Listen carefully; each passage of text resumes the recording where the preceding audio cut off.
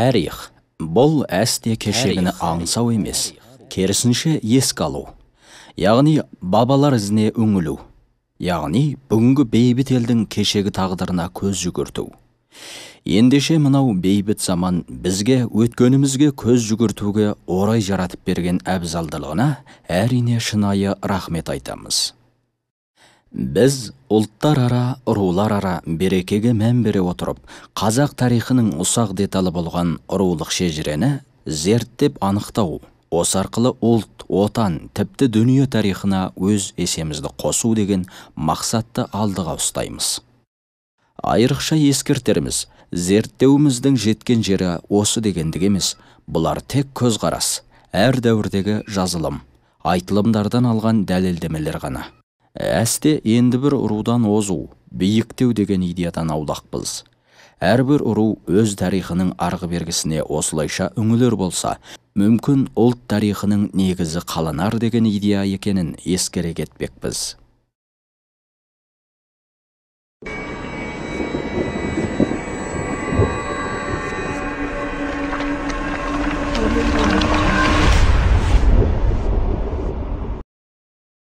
Материалдық деректер. Кеңесті арыдан бастауға тура келеді. Өйткені оқырман үшін ұғынықты болуға, сонау ежелгі материалдық деректер әрине қажет.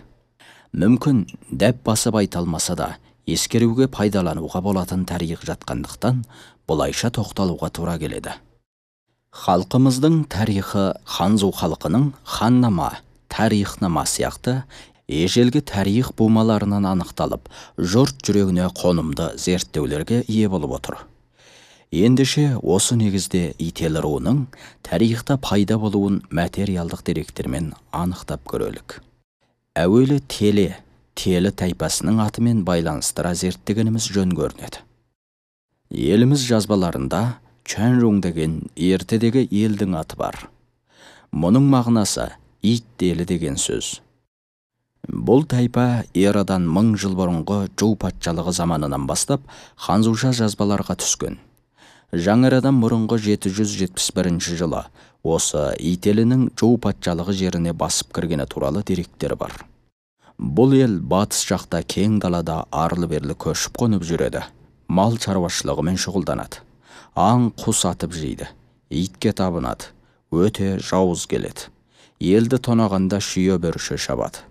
Ғұндардың бір тармағына жатады. Ғұн ішінде күшті ұру. Адамы да жері де көп. Әсіресе ақ ит пен ақ қасқырға өлердей табынады деген деректерді айта келіп, бұл ителі өз ішінен 12 руға бөлінеді деп, сол кездегі жер атымен байланысты 12 рудың атын атайды. Бұл ру аттарының артына түгел чуан, ит сөзі жалғанған. Ал Таң хандығы заманына келгенде бұл ителі тағы да ауызға алынады да, қырылып бітпеген түтін саны мөлшермен 600 мыңнан асады делінсе, тағы бірде ителі үйсіндермен түбі бір ел дейді. Біз бұл деректерден ғұн және түрік тайпаларында итті төтем еткен ел болғанын, олар төтеміне қарай ителі атанғанын көре аламыз. Чжоу патшалығы заманынан 1000 жыл кейінгі Таң патшалығы заманы түріктер тарих сахнасына шыққан заман. Ол кезде ителі түріктердің бір тармағы болған делінеді. Нұрилах деген шығармадан қаһарман Мұқанұлы қатысты деректемелерді ситатқа ала келіп, ителі мен итеңмен осы ұру аттарының көкбөрі төтемінен пайда болғанын айта келіп, бұлар ерте заманғы көкбөріні төтем тұтқан ғұн түрік тайпаларының бүгінгі қазақ ішіне сіңген тұқым екенін білдіреді дейді. Джунгоның ханнама, таңнама жазбаларында ғұндар жауынгерлерін бөрі деп атайды. Ғұндар бөріні тәңір деп сенетіндіктен, жалауларына бөрінің бас суретін салады деген жазбалар кездеседі. Сонымен қатар, түріктер бөріден туған 10 күшіктен тараған деп, 10 оқ бүдін елін айтса, түріктер сол ғұндардың ұрпағы екенінде жазған. Үйсін күмбей ел жауды көк құртқа емізіп асырағаны туралы аңыз жалпаға таныс. Ал қазақ батырлар жырларында Бөрілі менің байрағым, бөріні көтерсем, қозады менің айбарым деген жыр жолдары бар екен айтылады. Оғызнама кітабында Оғыз хан көкбөрі ұран болғай дейді. Бұдан оғыздардың ұраны көкбөрі екенін білуге болады. Мысалы, Орақ Мамай жырында Мамай өзін көк арланның көзімін, өшпенді жаудың өзімін дейді. Ол өзін киелі тектен санайды. Ал Құбыланды жырында Құбыландының әйелі Аққұртқа деп аталады. Бұл ұрғашы бөрінің аты болып, осы күнге дейін қолданылады. Кейде ұру аттарының жер аттарымен байланысып жататыны шындық. Мысалы, Еділ өзені бірде Итіл деп жазылса, бірде Итіл деп жазылған. Еділ өзені бойында Итіл атты қалада болған. Мұны түрік тайпалары тұрғызған. Кейін түрлі халықтар аралас қоныстанған. Қазақ Совет энциклопедиясының 3-ші кітабында Еділ өзенін орыстар Олга деп атайды. Түрік тілдес халықтар Итіл немесе Еділ деп атаған. Осы энциклопедияның 280-ші бетінде Махмұд әл-Қашқаридың еңбектерінде Итілік деген түрік тайпасы қыруар иті болған. Сондықтан оларды ешкім жеңе алмаған. Осы тайпаның түрік тілінде сөйлегені анық деп дерек береді. Ал енді Оғызнама жырында да Итіл деген жер аты айтылады. Сөйтіп, Итіл, Итіл, Едік, Итілік деген сөздер ұқсас бір атау екені өз-өзінен білініп тұр. Тағы да орыс деректерінде орысша бұл тайпаның Имек, Янму деп жазылып тарихқа түскенін, бұлардың 652 жылы Ертіс алабын мекендегені, түтін саны 50 мыңдай түрік тайпасы екен айтылады. Бұл хан жазбаларындағы айтылымдарға да сәйкес еді. Бұл деректемелер Қазақ Совет энциклопедиясының И әріпті томында берілген. Ителі руының арғы тегі Телі тайпасының тарихымен тығыз қабысып жатқанын байқай аламыз. Хан жазбаларында Телі тайпасы түріктердің бір тармағы, ежелгі ғұндардың ұрпағы ретінде қолданылғанын да айтады. Сүй патшалығы кезінде телелер өз ішінен 9 тайпаға бөлінетіні айтылады. Бірақ рулар аты толық жазылмаған. Аталған теле рулары ішінде Байлау руының және Хуйгы руының аты бар. Осы Хуйгы руын Қойлау деп білуге болады. Бұл тайпа Хуйгу деп те жазылған. Бұл Қойлау дегенге дәл келеді. Осы деректе Телі тайпасы ішінде Қойлау руы 630 жылы үлкен хандық орынға шыққандығы айтылса, ал қазақ шежіресі Ителіні Қойлаудан таратады. Ертеде Қойлау мен Байлаудың екеуі де Телі руы аталғаны даусыз. Қазақ шежірелерінде Қойлау мен Байлау екеуі бір адамның баласы деп көрсетіледі. Міне бұл айтылым хан жазбаларындағы Байлау мен Қойлауды Телі руы деп атағанымен қабысып тұр. Сондықтан да кейін келе Телі атауы тек Ителінің ғана атында сақталып қалған тәрізді. Бұдан Ителі атауының Телі тайпасымен тығыз қатысып жатқанын, Ителі дегеніміздің өзі Телі тайпасы болып шығатынын бір қырынан іспаттайды. Көтеген деген 7-ші ғасырындамыз. Ал 7-ші ғасырда итке табынған Телі тайпасы деп оның ішінде ана мәңгі тасты жазылған. Телі тайпасы топ-тура жаңағындай ұзақ тарихи. Телі немесе Телі руы ханзуша деректерге шың телі болып та жазылыпты. Бұл атау Ителі деген сөздің дыбысталуына тіпті де жақын. Ендеше біз зерттірмендер назарымен қарар болсақ, бұл жөнінде белгілі зерттеуші Әбілез Қамзауылының Әлмейсақтан деген еңбегінің 26-шы бетінде ит жайында тоқтала келіп, ирандықтар итті сақ дейді екен. Өздерімен көп жауласқан ғұндардың көшпенді тайпаларын олар кемсітіп сақ деп атаған сөз бар десе, осы кітаптың 27-ші бетінде неге табынса, нені төтем тұтса, ол кездегі адамдар соны шыққан тегіміз және қорғаушы, жарылғаушы иеміз деп білген. Ит құсқа табыну тағылық заманның басқы кездерінде басталған болуы керек. Дей келіп, байырғы ұру тайпалардың кейбіреулерінің Итіл, Ителі, Ителмен, Итемген тағы басқа аталуы да осыған байланысты деуге болады. Сондықтан сақтардың сақ деп аталуын ирандықтардың итті солай деп атайтындығын түсіндіргеннен гөрі, бұл атаудың ирандықтардың сөздік қорында ит мағынасында сақталуының өзі ежелгі сақ, сарнат тайпаларының ирандықтардың этникалық құрамында да болғандығымен түсіндірген жөн сияқты дейді. Ал Монғолияның 2009 жылы Дастан баспасынан шыққан «Алтайым алтын бесігім» атты кітабының 63 бетінде ителі елі жөнінде былай дейді. Тағы бір басқа уажыға жүгінсек, Ахметәлінің бірнеше баласы болған. Солардың біреуі Көкбұлақ екен. Ителі руы сол Көкбұлақтан тарайды. Көкбұлақтың сәби кезінде анасы екі баланы тел қозыдай көріп, емізіп өсірген екен. Арада екі бірдей баланы емізгенде сүт келмеген соң, екі телеге еміреніп, ие телеге ие деп көзіне жас алады. Бұны көрген ауыл адамдары балалардың қамын ойлай, ие телеге ие деп жалбарынып, тілек тілеген екен. Осылай Ахметәлінің баласы Көкбұлақ өсіп ер жетеді, аса ақылды болады. Көкбұлақтың ел бастаған кез екен. Содан баяғыда шешесінің омырау сүтіне тоймайтын телелер қайда?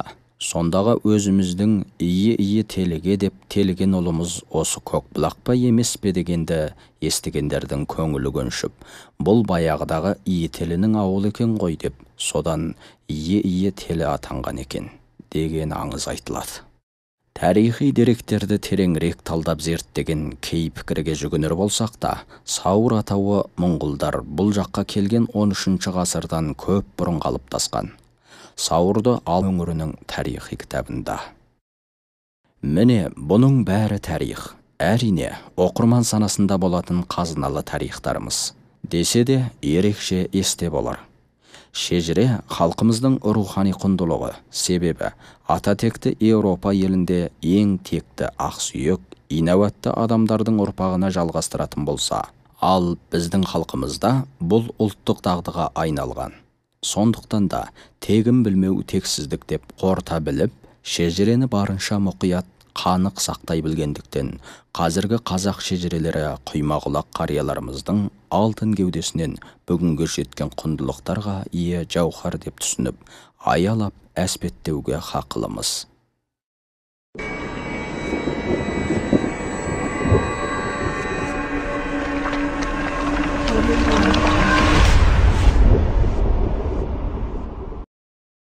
Бабалар басып өткен із. Тарих. Бұл ру тарихы деуден гөрі ұлт тарихы, тұтас адамзат тарихының бір бөлігі. Біздің рулық шежіре жазуымыздың мақсаты да дәл осында. Әбзал заманда тарихымызды тектеп, өткенімізді екшеп, шұғылалы отан тарихының бір бөлшегіне айландырсақ деген ізгі арман жетер мақсатымыз болмақ. Алғашқы зерттеулер әрине жетерсіздігі мол алғашқы зерттеу. Сары дала самарқау қарап, асқарлы таулар ойлы бейнемен маңғазси тұрғанмен, ендігі ұрпаққа қойнауына бүккен талай-талай жұмбақ сырларды шертуге асықсынды. Қатпарлы таулардың қойнауындағы сар жұрттардан, бетегелі өрістермен беймазы жатқан көлдерден, сыңғырлай аққан тас бұлақтар мен сыңси әндетіп желмен тербелген ормандары, бәрі жамырай кешегі ата-баба ізінен, күлкісіне, күйінші мен сүйінішінен, тіпті мұң зарынан сыр шертеді. Халқымызда жазба дерек қалмады дейтін көп сөз естиміз. Жоқ, қалған.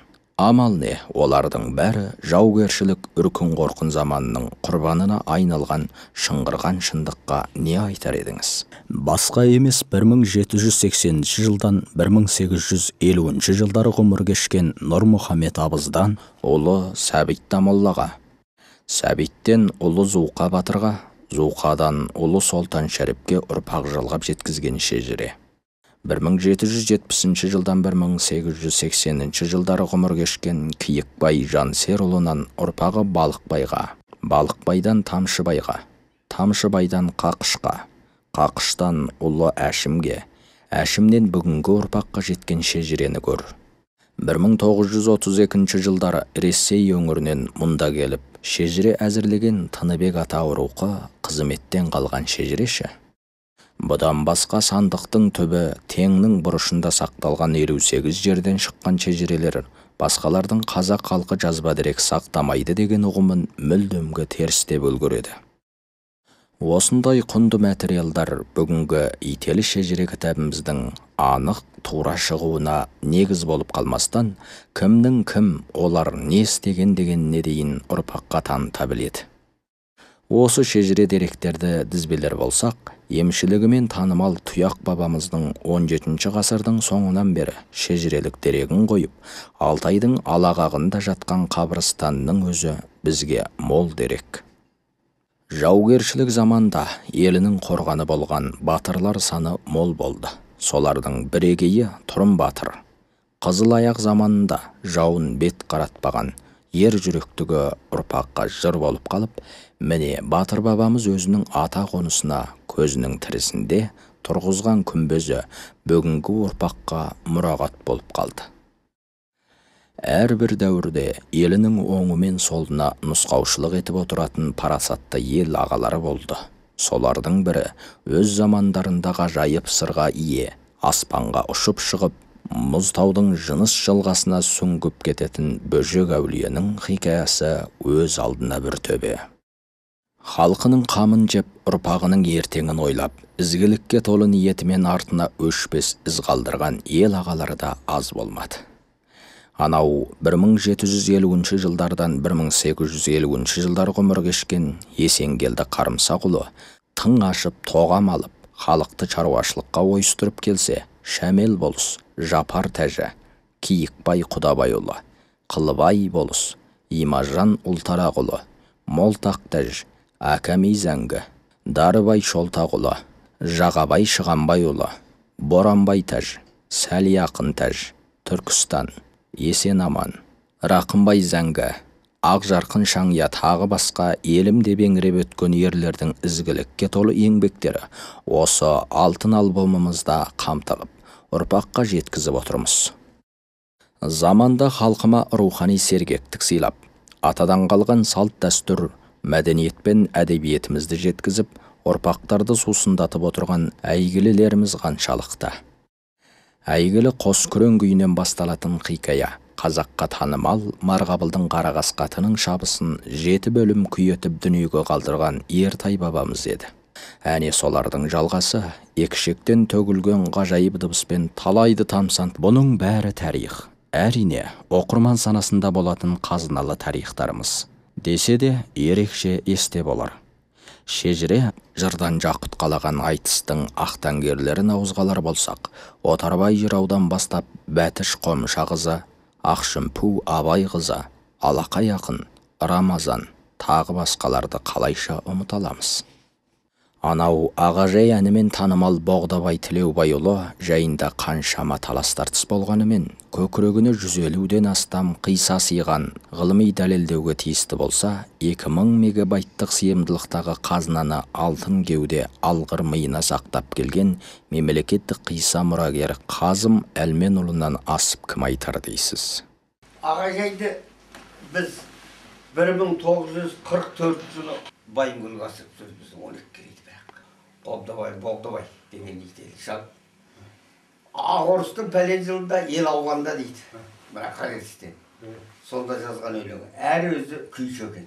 Боғдабай. Домбыра төк күйіңді шанағыңнан, демалам күйің ескен самалдан. Күйші күн сілкіндіріп серпілдіш. Бұл халық құтылсын саруайымын. Күн нұры тікке түскен күннің нұры төгілген жапырақтар күздің күні. Қарезі толқынатып шайқалады, шеткендей Ағажайдың күйі мұңды. Сол кезде менің өзім бозып аламын, естігем санананың боздағанын. Айрылып, ерден жар, жардан әйел. Көргенмін кішкішені қозғаған деген сөздер көп. Автор сол Боғдабай. Бұл ақындығы ол, үлкен ақын екендігі. Оны менің нағашы апамды айтып отырмын. Бұнда тері шалы бар, біздің Боғдабай айтысқанда күндіктің жылға айтысатын деп оны бізді айтып отырмын.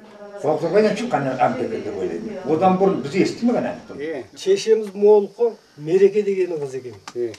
1941 жылы мына Морийда отырады екен ол кезде. Сол Морийда отырғанда қыс көктемде дейді қыстай құммен жыла қонақтап 30 үй келді дейді. Мына Көктоғайдан алып. Сонымен солды келген адам ойдың жерінде су жоқ, мал суарады. Боғдабай деген адам бар. Сол жанында бір қойшысы бар, екеу қой суарып жүргенде қой баттағы суға өрді қолда чақпалағанда қой батпақтаған судан екі әйел келіп селегін көтеріп су алғалы келеді дейді. Сонан келген әйелдің екеуі де Боғдабайға танысып бірге келген адамдар екен. Сол әйелдің біреуінің аты Ағажай деген келіншек дейді. Соның судың жанына келіп отырған Боғдабай келіп, ой неғып осындар десе Ағажай айтты. Мына қойды неге қайыра тұрмын, су алғанша қой суды бұл айлағаннан кейін су тұнсын деп тосып отырмыз дегенде Боғдабай сол Ағажай Алтайды деген әнін айтты сол жерде. Менің атым Жамал, әкем аты Әти.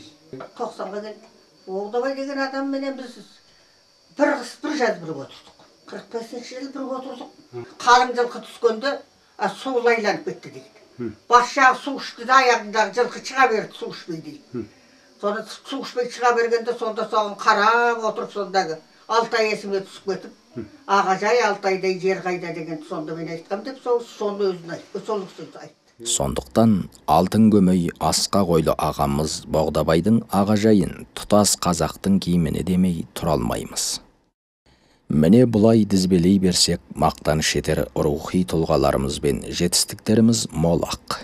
Ителі деген елдің басқа ру тайпадан өзгеше ерекшелігі өнерлі шеберлерінің мол болуы. Бұл өз алдына бір тарих еді. Дәлелге келсек, Керейдің мәмейін өнермен тамсантып, сағындырып, жылатып жүрген жылжақсы ұстаздан бастасақ, зергер, ағашшы, тасшы, өрмеші дейсіз бе, шеберлер мол шықты. Сондықтан тұтас ел ителіден ұл туса ағаш басына күн туады деп қортып отырған. Иә, ителі деген ру өте бытырап қоныстанған. Әрине олардың бытырауына да осы өнер себеп болды. Сондықтан ителісіз ел ешкісіз қой болмайды деген әзіл болса да шындық айтылған. Міне, шежіреміз 5-ші дүркін шығып отыр. Бұның да себебі осылайша бытыраған елді жинап құрастырудың күрделілігінен болды. Илahim, біздің еңбегіміз тек ру үшін емес, ғылым үшін, ғылымның қажетіне жараса игеді. Біз мақтан еткен өнер мен білім ғылым саңлақтары тұтас ұлттың мақтанышы болып, олардың жасампаздықтары ұлтымыздың, мемлекетіміздің, дүние мәдениетіміздің қамбасына қосылатынына сенеміз.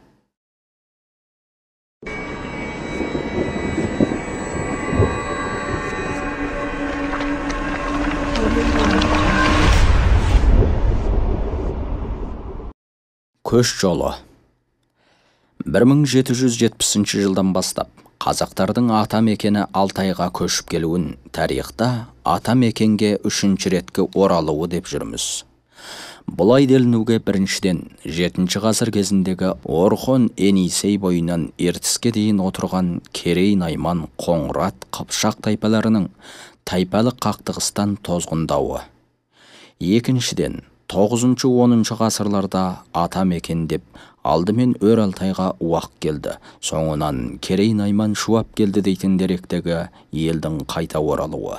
Үшіншіден 13-ші ғасырдағы Шыңғысхан кезінде Керей, Наймандар қазіргі Қазақстанның Жетісу, Жезқазған өңіріне дейін ауып барып қоныстануы.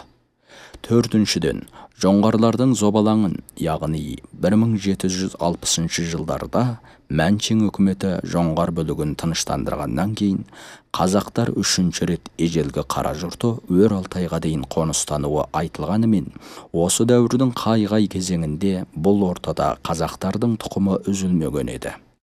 Осы бірнеше ғасыр ішіндегі құлан жортпас құба далада босып, қырғындалып жүрген қазақтың ізінде төбе-төбе қабырдан басқа тарихта қалғаны жоқ. Біз бұл жөнінде емес, тек жоғарыда айтылған елдің 3-ші реткі ата қонысына ауудан бер қарайғы тарихи сораптарға тоқталамыз. 1723 жылы қазақтың сыр бойында тұрғаны анық дегендей, мұндағы қоныстан жоңғарлардың зобалаңынан басым санды ел жер аударуға мәжбүр болды. Ел Ақтабан шұбырында Алқа көлі сұлама болып ауыр қырғынға ұшырады. Абылай хан 300-дің басын қосып жоңғарлармен шайқаса жүріп, оларды ығыстырып, бұрынғы жұртын қайтарып алып отырды. Осы кезде Жәнібектің бастауында керейлер ата жұрты Іле, Алтай, Тарбағатайға бет алды. Жер қайысқан қалың ел сыр бойынан Сарысу алқабына дейін қоныс алып отырған мезгілде Ителі руының Ақкөлдің бойында отырған кезі 1681 жылы деп те айтады. Атамыз Ахмет Әлі асқан батыр болса керек. Ел осы Сарысу бойында отырғанда, одан Ақбақты Ахмет Әлі немесе Күйік, Ақмерген немесе Тыныбек, үш ұлы да жау жүрек болып өсіп, елін жаудан қорғап, үнемі сыртта болады екен. Аңыздарда Ахмет Әлінің Күйік атануы жоңғардан мол олжа әкеліп жатқан бір күні, қуғыншы түнде орданы өртеп кетеді. Сонда да лаулаған өрт ішінде қалып бара жатқан орданың маңдайшасын өрттен алып шыққан екен. Әне сол маңдайшаны орданың құтты босағасы деп жаңа тіккен ордаға орнатады. Содан бастап Күйген орда деп жүріп, Ахмет Әлінің аты Күйік атаныпты. Күйіктің 9-шы ұрпағы әзір Үрімжінің Қаратауындағы Қатпаша Зәкендердің қолында осы маңдайша сақтаулы. Бұл маңдайшаны талай ғасырдан бері небір жаугершілік жылдарды бастан кешсе де, жандарынан ары қастерлеп, бүгінгі жеткізген ұрпақ маңдайшаны сол ата-бабамыз Күйіктің көзі, талай тарихтың куәсі ретінде сақтап келеді. Осы оқиға туралы қолымызға мынандай бір дерек түсті. Қазақстан Республикасының Ұлттық Академиясының академигі Тілеуберді Сайдоллаұлының «Самұраттар» деген кітабында керейдің бір шаңырағы саналған Қойлаудың немересі Ахметқали немесе Ақмалай не Ақмерген болуы мүмкін. Ұлан асыр той жасайды. Тойға келген Мәруана босанып ұл табады. Сол кезде жау тиіп соғыс басталып кетеді.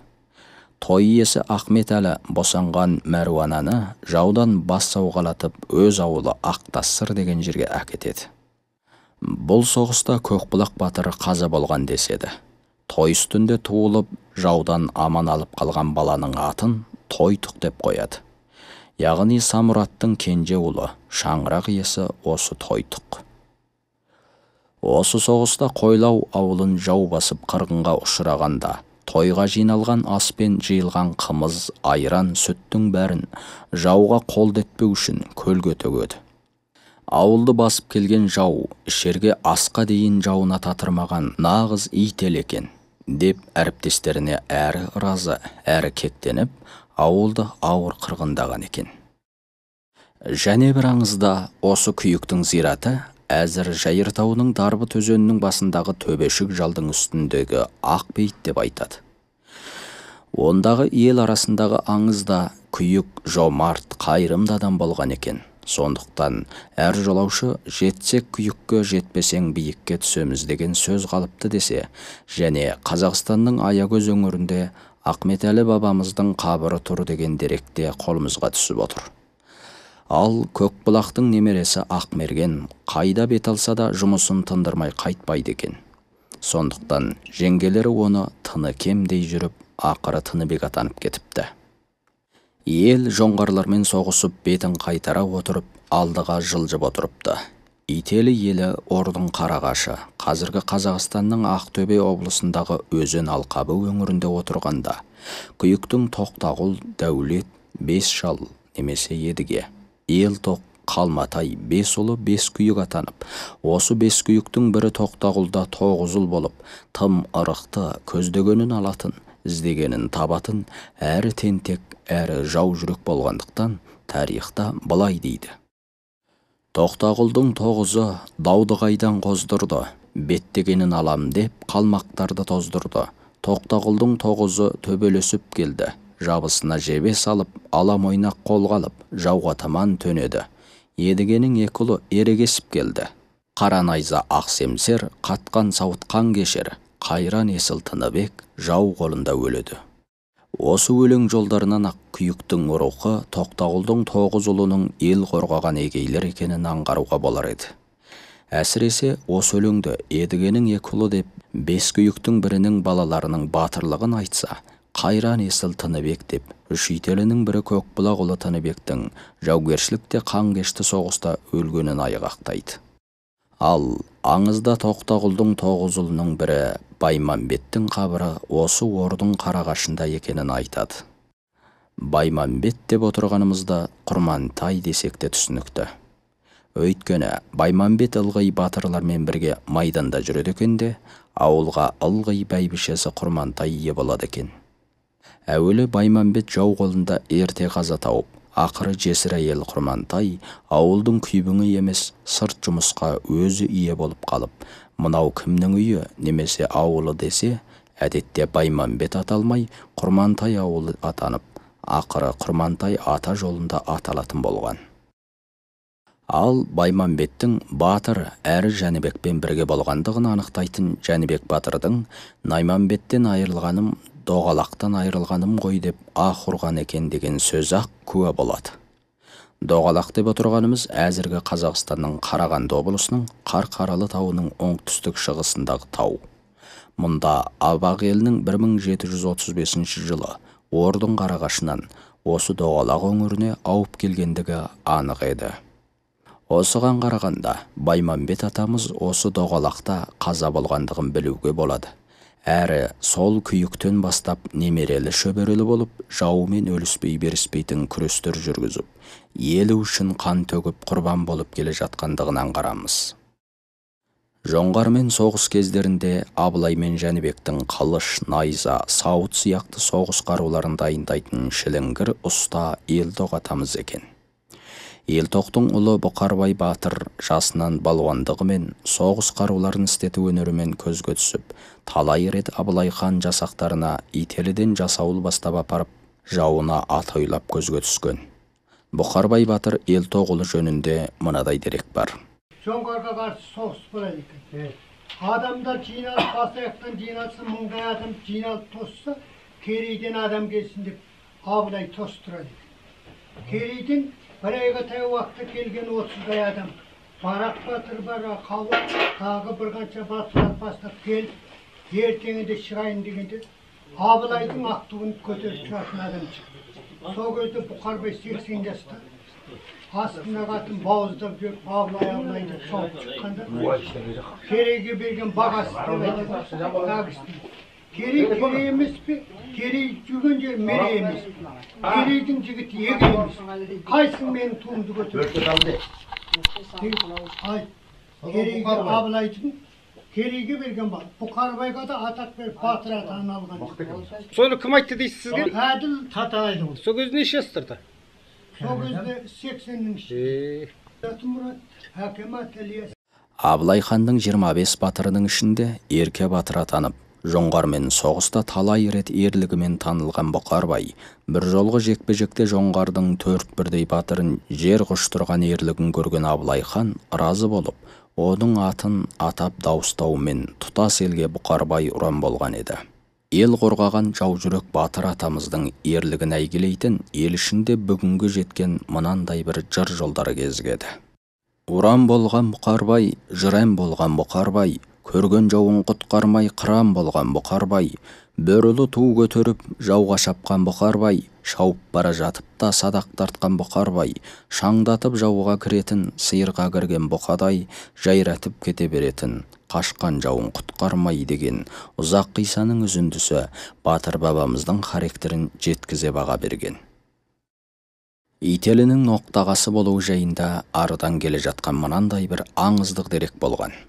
Осы арада Ителі руының өз кезінде ноқтағасы атанудың сырында жоғарыдағы материалдық деректермен сәйкесіп жатқанын байқаймыз. Мысалы, шеткері көшіп қонып жүрген көшпенді елдің ағалары Бағаналы мен Жаппас қаза болып, Керей елінен осыдан бастап береке кетіп, ру арасына жік түскен соң, осы берекесіздікті орай деп білген сырт ел Баян ауылды, қазіргі Баян-өлгей аймағы, аты әсілі Баян-өлгенміш. Шауып, малын олжалап, адамдарын қырғындап кетеді. Бұл хабар ауыл ақсақалдарының құлағына жетіп, ақыры өздерінің жақ жайтінен жау пайдаланғанын аңғарған соң, ел ішіндегі батыр балуандарды, құдандал көршілес елдің игі жақсыларын шақырып, бас қосып, атқа мініп шеру тартуға әзірленеді. Сол заманда далалықтың салтымен қара шаңырақ ордадан дәм татып, бата алуы керектігін ескеріп, Керейдің ордасы Бағаналының жан ұясына келіп, Дариға апамыздың ақ батасынан үміттенеді. Дариға апамыз мына қопарыла келген батырлар мен жасақтарға дән риза болып, сол арғы аталары Сәбек, одан Марғұзқан, одан Тұғырылуаңнан қалған Сауыт Сайман мен солардан қалған бөрібасы түсірілген Қаракөк тудың алдында ақ батасын береді. Ұлы қойлаудың осы сауытты киіп, 5 қаруды асынып, жорыққа бірге аттануға өтінеді. Осы сапардан олжалы оралған қойлауға Дариға шешей ұлан асыр той жасайды. Әр ел осы тойда ендігі жерде ел іргесін бекемдеп, сырт жаудан аман болу үшін мұнда ел басын сайлағанда сол мұрагерлік заң қара шаңыраққа бойсынатын жосым бойынша тектінің рухы қойлауды ел бас етіп тағайындайды. Сол кезден бастап ел қойлауды отағасы деп атайды. Оған аталарының адуындығы, ақылдылығы, батырлылығы дарып, елді ерен әділдікпен басқарғандықтан Шорколлогы, көлемді өңірді басқарушы атағымен Керейге билік жүргізеді. Алтарысқа әйгілі би болды, кейін Шорманәп атанды. Осы Шорманәп басқан ақылдың иесі, парасатты болып, елін әділдікпен билейді. Қазақтың қысқаша тарихы кітабының 176 бетінде Қойлау Шорколлогы, яғни әзіргі Ителі деп жазылған. Енді шежірелік деректер бойынша жүлгілер болсақ, шежірелерде Ителінің арғатасының біреуінің аты Ахмет Әлі немесе Әли Ахмет деп аталады. Мұндағы Әли атауы ескі түрік тілі. Жоғары дәрежелі, мәртебелі адам деген ұғым береді. Тарихта Ахмет дейтін хан болғаны да айтылады. Міне осы қисындарға ой жүгірткенімізде Ителінің ноқтағасы аталуының түбінде бір үлкен шындық жатқанын байқай аламыз. Ноқтағасы дегеніңіз енді ұрулық жүйеде бұл енді бір жол берген ғой баяғы. Жол берген жаңағындай. Ол біреу төрге отыру керек қой енді жаңағындай. Сонда тектен тек жол бермейді ғой біреу. Жоқ, ол көбінде бұл бүкіл ұрудың емес, соның ішіндегі бір атақты бір беделді адамның төрден орын берген сияқты ғой бәйі. Арғы тек әкімдей ноқтағасы да. Ноқтағасы болады ғыны, үйірлеп жылқа кеп, қолына бірден ноқта беріп, соларға ырыс беруші, сондаушы батыр арыс етті деген сөз. Сол елдің бұлайша айтқанда құтқарушысы, сол елді бағушы деген сөз ғой. Өзінің малын бақпай, өзін баққан адамды ноқтағасы дейді. Кездегі атауы деген осы. Ителінің арғы тарихында осындай ұлы батыр болған тарих. Оның ноқтағасы болатын жері де осындай. Ноқтағасы деген сөз тізгін иесі деген сөз. Мұның түбі жай тізгін емес, хандық тізгін деп батыл айта аламыз. Осындай тарихи себептерге жүгінген халық ежелден қазірге дейін Ителіні ноқтағасы деген түсінік қалыптастырып, Ителі атаңа қашанда сөзге өзек, төрден орын беріп отыратын болған. Осы бір ата заңын қуған талай оқиғалар болды. Бұл жөнінде Бұқарбай Абылайдың сенімді батырының бірі екен. Себебі әрқандай бас қосу мәжілістерде Жәнібек батыр ата баласы не айтар екен деп Бұқарбайға қарайды екен. Бұлай істеу Абылай мен Жәнібектің атадан келе жатқан жосынға құрмет етіп, орданың әрқандай ісін аға баласы сөйлеп жөнге салатын. Яғни үлкен тұрғанда кіші сөйлемейтін жолға жығылып, қашанда қойлаудың ұлы Ителіге ақыл салатыны тұтас Керейге жол болып, Ителіні ноқтағасы деп Ителісіз жиын той өткізбейтін болған. Осы жолды аға сұлтан Құнанбай да ескеріп, Арғын Найман Керейдің бас қосқан жиынында Керейдің ноқтағасынан ешкім бар ма деп анықтап отырады екен. Ал бұған жалғасқан Ажыгүң кезінде де ежелден келе жатқан алтын ұрық аталатын төре табы қарадан қыз алмай, өз-өзінен үйленетін жосынын бұзып, Керейді басқарудың әдісі Керейдің ноқтағасы Қаракөктің тұқымынан Гүң ордасына ақылшы алуды жөн көріп, Бескүйіктің кенжесі ордабасары деп Жарылқап қарттың қызы Айпараны ұлы Қасым ханға қаратып, Керей ноқтағаларыңның сөзіне тоқтарсың деп Айпараны көлденең тартып қалмастан, бірнеше орда іс басқарушыларын да Ителі руынан алған шындықты мойындаймыз. Бұл тарихты өз кезінде Есіркеп, Зарқұм, Мешелгария, Атантай, Әбдірахман, Қазыбек, Елеуке сияқты қариялардан естіп жазып алған едім дейді Зиятай Можайұлы. Бұл жөнінде қолымызға мынандай бір дерек көзі келіп түсті. Жәнібек заманында аржағымыз Алаш, одан Абақкерей, осыдан тараған ұрпақтарымыз деп әуелде сөйтіп, Керей санын 12-ге жеткізіп, осы 12 рудың ноқтағасы Ителі руы деп бекітті дейді. Жайсаң өңірінің тарихы кітабынан. Тұжырымдап айтқанда, Қазақстан ұлттық академиясының академигі Тілеуберді Сайдоллаұлының Ителі ежелгі Телі тайпасының жалғасымы деген сөздің негізі бар болса, мынау халықтық дәстүрдегі дүниеге келген нәрестеге ит жейде кигізу, баланың ит жейдесін иттің мойнына ілу, ежелде баланың ит жейдесін сақтап жүріп, дүниеден өткенде бірге көмуі, айналып келіп, итті 7 қазынаның біріне балап асырап, сақтауының бәрінде Ителіге қатысты. Қортып айтқанда, біз рулар жөніндегі бұрынғы жасанды, ойдырма аңыздардан құтылып, тегімізге нақтылы ғылыми дәлелдер арқылы шұқшию керектігін ескереміз. Бұқарбай атамыз кәртейген шағында, өз елін төренің билеуіне бермеймін деп бөліп алып, Маңырақтан Майлы, Жайсаң, Сауырға дейін әкеліп орналастырады. Бұл мөлшермен 1750 жылдары. Себебі, басқа Абақкерей шежірелерінде Сайқан бойына 1800 жылдар келдік деп сөйлейді. Мұндағы Сайқан Ителінің 6-шы ұрпағы. Марқұм Сайқан атамыз ерен бай болыпты. Бұқарбай батыр елді көшіріп келгенде қоныстанған жер екен. Кейін жер аты да Сайқан атанған. Осы тұста танымал абыз Нұрмұхамед ғұмыр кешіп, абыздығымен мәшһүр болғаны, оның қабырының Жайсаңның батысындағы Қызылжарда жатқаны дерек болады. Ителі руының артқы бөлігі Сауыр Сайқанға ерте келіп қоныстанған. Осы кезде Петр II Сайқан өңіріндегі Ителі руын 3 үлкен болысқа бөліп, Күйікті Садақ, Ақбақтыны Қылбай, Тыныбекті Есенгелді болыстар өз ішінен 9 көмитетке бөліп басқаруына берген. Ж. Арғынбаев, М. Мұқанов, В. Востровтар бірлесіп жазған Қазақ шежіресі деген кітапта Байлау, Қойлау рулары ертіске қарай өтпей, Маңырақ, Қаратал, Сайқан, Зайсаң, Қызылсу өзендеріне ірге тепкен айтылады. Бұл авторлар бұл деректі өздерінен бұрынғы орыс ғалымдары Г. Потаниннің, К. Стрөфтің 19 ғасырдың 60 жылдарындағы жазбаларынан алғанын дәлелдейді.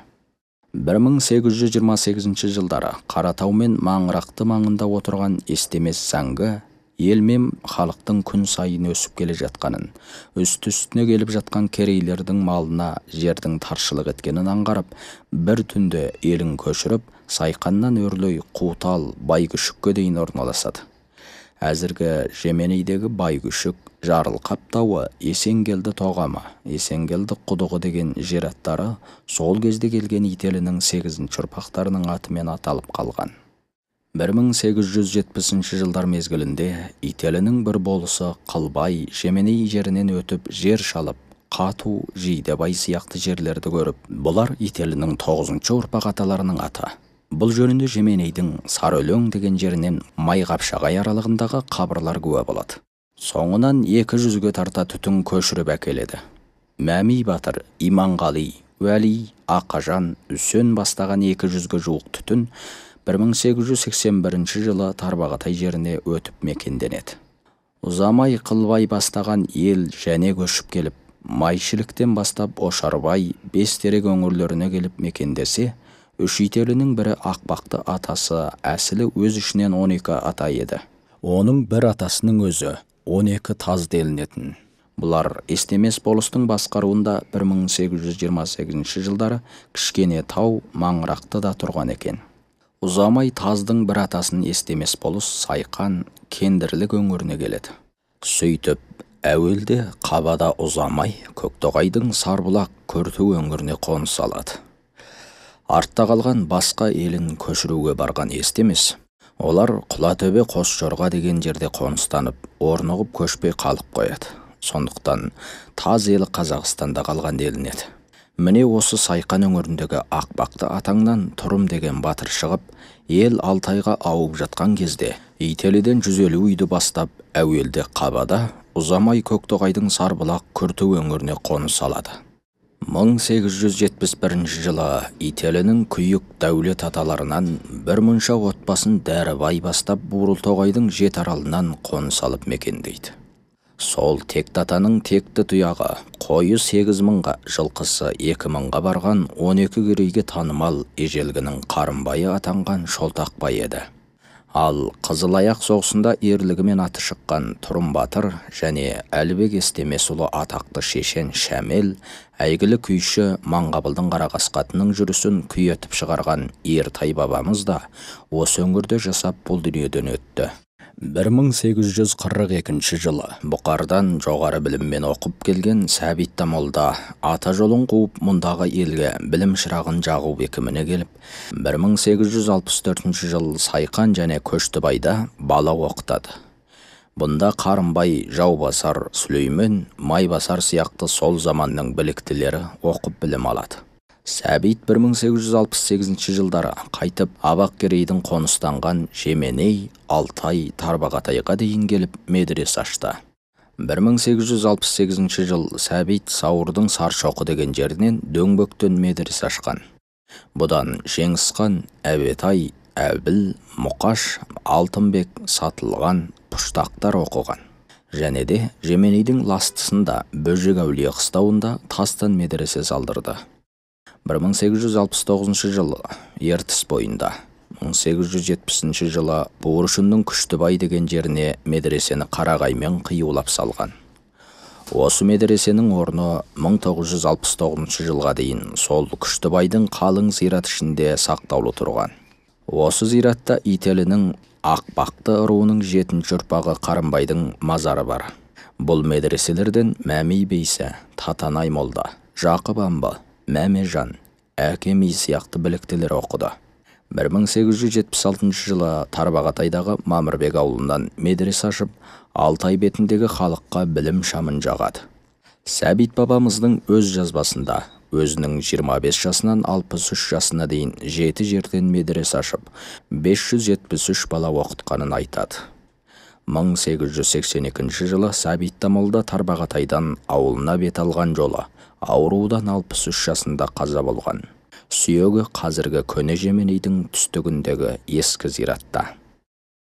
Міне осы бабамыз жайында Асқар Татанайұлы Алтай бетіне тұңғыш рет медресе ашып, білім нәрін ел көкірегіне құйған Сәбит Тамолда еді десе, әйгілі тарихшы Субихай Мырза да Қазақ мәдениет тарихы деген кітабында Алтай бетіне ең алғаш білім таратып медресе ашқан Сәбит Тамолда еді деуі осы айғақтардан болса керек.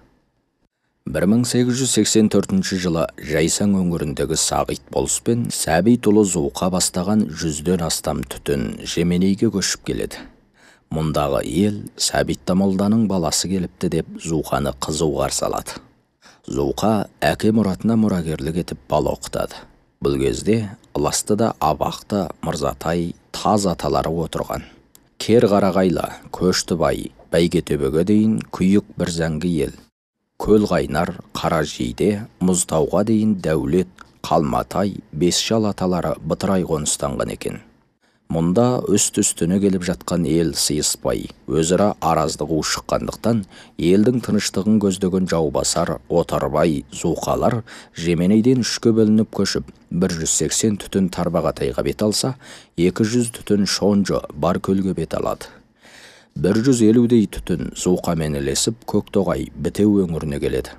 Осындай аласапыранда Сайқан және Маңырақтан беттеген Ителінің Тыныбек руында Сағындық пен Өлкө қажының бастауында 1863 жылдары Бурылтоғайға мекендесе, 1871 жылы Дөкенбай және Дәрібай бастаған Ителі руы Бурылтоғай өңіріне арт-артынан қоныс алады.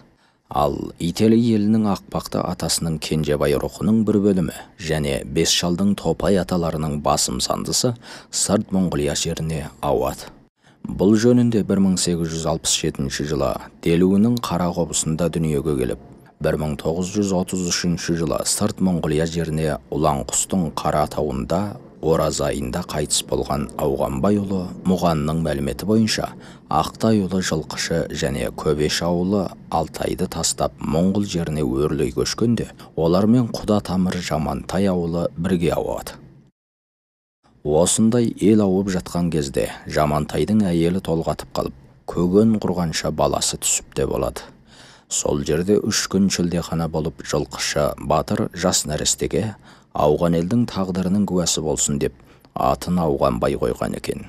Ауған ел осыдан жылжып әзіргі Шәңгел сұмның Дуттың шоқысы деген жерге келіп бір жыл аялдайды. Деуіне қарағанда, Ителі руы сырт Монғолияға осы кездерден бастап ауғаны анықталады. Былай қарағанда, Ителі руының әрбір жерлерге қоныстану тарихы әртүрлі ұқсайды. Мысалы, Құтыби өңіріне қазақтардың қоныстануын баяндаған Құтыби шежіресінде Чың патшалық үстемдік етіп тұрған 1764 жылы Құтыби ауданында тың игеру жұмыстары жүргізіліп, осы жылы 9 айдың 29 күні Құтыби Жамбылын соғып, Жамбыл ішінде қазақ сауда сарайын салады. Осыны басқарушы Шөкен деген қазақ дейді. Міне, осы Шөкен Ителі руының Елтоқ атасынан болса, ал бұдан кейінде 1913 жылы Қали Зәңгі бастаған, Тыныбек Тырқан бастаған топ-топ ауылдар Құтыбиға келіп орналасқандығы анық. 1700 жылдардың аяғына ала, аты мәшһүр емші Тұяқ Бурабайұлының өзінің емдік айрықша өнерінің арқасында Алтайдың Алаға өңіріндегі Десті тауына, Таралаң маңына елін қоныстандырған екен. Әне содан бері неше ғасыр мекенденген Тұяқ бабамыздың рухының тарихи қабырстандығы осында тұр. Ал Имажан залың да өз елін осы Алаға өңіріне әкеліп қоныстандырып, Жайсаң өңірінен сауда-саттық әкеліп, халыққа қамқор болған жандардың бірі еді. Әне сол Имажанның ел үшін еңіреп жүріп, басына күн туғанда паналаған құстасын әзіргі халқы ескерткіш ретінде қадір қасиетіне жетіп келеді. Көктоғайға келген Ителіден Отарбай ақын бастаған 80 түтін 1913 жылы Шонжыны бет алып көшсе де, бұл көштің осы өңірге орын теуіп қалғандығына 1877 жылдан 1935 жылдары жасаған жырау Отарбайдың қонысы болған Отарбай Сарқұмы. 1877 жылдан 1946 жылдар жасаған Тондыбай Сәрсенбіұлы атында қалған Тондыбай сайы Белгі өзені мен Тәнпен өзені арасында қоныс алған. 1910 жылдан 1974 жылдар жасаған Көпестің атымен қалған Көпес сайы біздің сөзімізге куә болады. Ал Санжының Морой шөрін өңірін мекендеген ителілері 1895 жылы бұл өңірге ат басын тіреген дерегін Жұмашәріп Шахдатұлы деректемесі дәлелдейді. Бұл тұста Алтай Тарбағатай өңірлеріне көше қоныстанып мал өсірген Қойлықбай мен Боғда өңірінен жер шалуға шолғынша аттандырып, Моройдың Шағанбұты жайлауына көшіп келіп кереге жаяды. Бұның айғағы Қойлықтың кәрі қорасы, Қойлықтың Теріскей құдығы, Қойлықтың Қызыл құдығы деген жерлер сол бір тарихтың куәсіндей күні бүгін аталып келеді. 1910 жылы Киікбай Зәңгі бастаған Ителі руынан 200-ден аса жан саны бар Бардам ауылды Боғда өңіріне көшіп келіп, Құлын сала, Тар жайлақ, Шұңқыр жайлау, Таңсық қатарлы жон дараланды жайылым етіп алған. Осы жерлерде күні бүгінге дейін Киікбай Зәңгі елінің белді азаматтарының атына байланысты аталып келеді. Бұл Шағанбұты өңіріне қоныстанған Ителі атаңнан тараған ұрпақтары бүгінгі шөріндіктер болмақ. Сондықтан да мұндағы Алқапсай, Шағанбұты сынды осынау орманды алқапқа алғаш ірге тигізгендер Қойлықбай ауылы да түстігін тұтас Шинжаңды қақ ортадан бөліп жатқан Алып Тәңір тауының жон дараларына дейін теріскейін кең қол итөлген жайлауларына дейін кеңейте өзіне қарата қоныстанғандар Киікбай Зәңгі ауылы болды. 1920 жылға келгенде Киікбай ауылы сырт Моңғол асып кетіп, Шағанбұты иен қалыпты дегенде естіген Алтай ителілері боғы да аса бастайды. Бұл ретке елдің алды болып Көктоғай ауданынан Салықшы, Нағашыбай ауылдары, Нәресте, Кәріп, Кәмел, Нұқтарбай, Мұқтархан, Тоқанай, Айдархан, Нұғман, Шүдік, Бүрдібай, Бұтабай ауылдары. Байырқа ауылынан Тоқтарбай, Тоқыбай, Құрметтер. 1927 жылы Жеменейден Мағазбек ауылы. Көктоғайдың Сартерегіндегі Тұрым Батырдың рұқынан Қалпақбай, Кәкәрман ауылдары. Ертіс бойындағы дүре аумағын мекендеген Дәндібай балалары Нұрбек, Дүйсенбі рұқынан Асқарбел, Белқами молда, Қисабай, Маңғаз, Әбжет, Қабдекелер көшіп келген. Тыштыма рухынан Закария, Шабақан, Мәкәнән, Кәкен және Мысағұл, Тойқы, Ақмолла қатарлар мен Қатуан, Сансызбай молда ауылдар көшіп келген. Бұрыннан Зуқа Батыр ауылында болып келген Наурызбай, Ысқақ, Борылбай қатарлар мен Ырғайбай, Әзілхан, Мұса балалардың ауылдары да осы елге қосылған. Сабақбай ауылынан Кітән, Зәкеш, Қыстаулар да кеп қосылған. Ал Үрімжінің Қаратауынан Есенаман елінен басқа Мұхамеджан молла ауылы, Жемсардан Сібе ауылдары, Баркөлден Бексұлтан молла, Шәшік, Қалиттар, Мұрсали, Жампейіс, Нұрпейіс ауылдары арт-артынан көшіп келіп орналасты. Міне осы Мори Шонжу өңіріне қоныстанған елдің қонысын кезінде Алақай ақын былай жырлаған екен. Шаған бұты алқапсай, үйретіп бала мінген тай, 80 үйлі ителі, ең алдымыз Құйлықбай. Нағашыбай ұлы Қажықан, шаңямыз көңілі жай. Араб парсы оқыған бас молдамыз Мұхтарбай. 20 мен 30 арасы 60 жігіт бәрі сай деп жырлаған екен. 1924 жылы тай кешкен бастаған елудей түтін де Монғолияға бет алады. 1927 жылы Зұлқаның басы алынған соң, 1934 жылы Зұлқа ұлы Солтан Шәріптің ауылымен бірге Ителі елінің Ырғайбай, Зиратбай қатарлы рубасыларының бастауымен 130 түтін Баркөлге бет алып, мұндағы Дөңгөлек Қарағай, Сауысқанды, Ағадыр, Сүмбежан жайлауы, Сүмбежан шаппалығы осы көштің сыры болмақ. Аралықта жаугершілік жағдайымен, үркін қорқынмен, басқа да белгілі себептермен ауып барған ителдер әзір Баркөл, Құмыл өңірінде, Санжы-Құйзу облысының Мори, Құтыби, Фукаң, Шонжу өңірлерінде, Тарбағатайдың Толы, Дөрбілжін, Қобық, Шиху, Шаған-Тоғай өңірінде, Алтайдың Жеменей ауданында, Алтайдың Алаға өңірі, Бурылтоғайдың Жетаралында, Көктоғайдың Дүре ауылында, Күрті ауылында шоғырлы қоныстанған.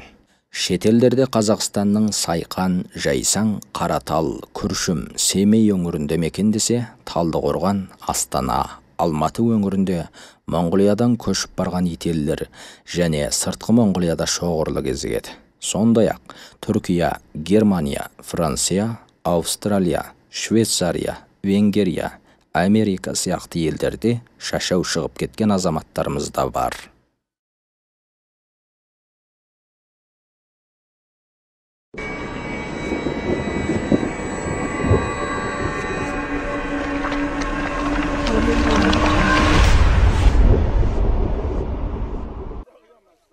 Жалғасым. Күн артынан күн туып, айлар жылдарды қылғып, жылдар уақытты ұрлап өтіп жатты. Елдің тарихы деп етікпен су көшіп, ертеңгі ойлы ұрпаққа ой тудырар деп тарихын тамтымдап, тырнаштап, бір жүлгеге түсіру үшін міне 20 жыл уақытпен 5-ші рет жиналып, реттеліп, жарық көріп отырған шежіре кітап қолыңызда тұр. Иә, тегін білу үшін әр жердегі аңғарлы азаматтардың атсалысуында қолға келген еңбектің иесі әрине халық. Десе де, өлгеніміз тіріліп, өшкеніміз жанды деп аспанға тымағын лақтырып, алақай етіп жатқан дарқан көңіл қар ормандай халықтың берекесінен айналдық. Әрине, елдің елдігі бірлікте, бірлік бар жерде тірлік бар. Берекелі елдің ұрпағы да ойлы, опалы, ұлағатты болар үшін. Сондықтан әр ұлт, әр ұлыс халқымен ынтымағымыз жарасса болғаны, заманның тыныштығы да, ортаңның ырыстығы да сонда. Иә, ата дәстүр қанымыз таза болсын, ұрпақтар опалы, ағалар аңғарлы болсын.